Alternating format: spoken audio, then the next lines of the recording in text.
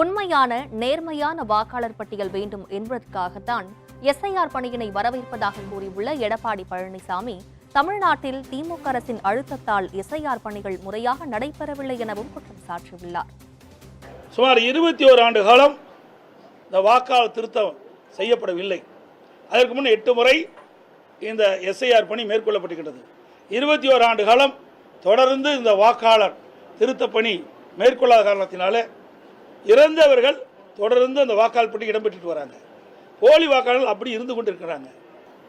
இதையெல்லாம் களைய வேண்டும். ஒரு உண்மையான நேர்மையான வாக்காளர்கள் வாக்காளர் பட்டி இடம்பெற வேண்டும் என்ற அடிப்படையில் தான் இந்த எஸ்ஐஆர் பணியை நாங்கள் ஆதரிக்கிறோம். அது மட்டுமல்ல, இந்த எஸ்ஐஆர் பணி மேற்கொள்கின்ற பொழுது ஆளுங்கட்சியை சேர்ந்த அழுத்தம் கொடுத்து சில மாவட்ட ஆட்சித்தலைவர்களும் சென்னை மாநகராட்சி ஆணையாளர் அவர்களும் முறையாக இந்த பணியை மேற்கொள்ளவில்லை.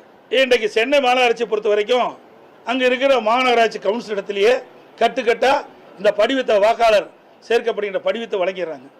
அதை எப்போ நேர்மையாக அந்த வாக்காளர் சேர்க்க முடியும்? அங்கே நேர்மையை எப்படி இந்த எஸ்ஐஆர் பணி மேற்கொள்ள முடியும்?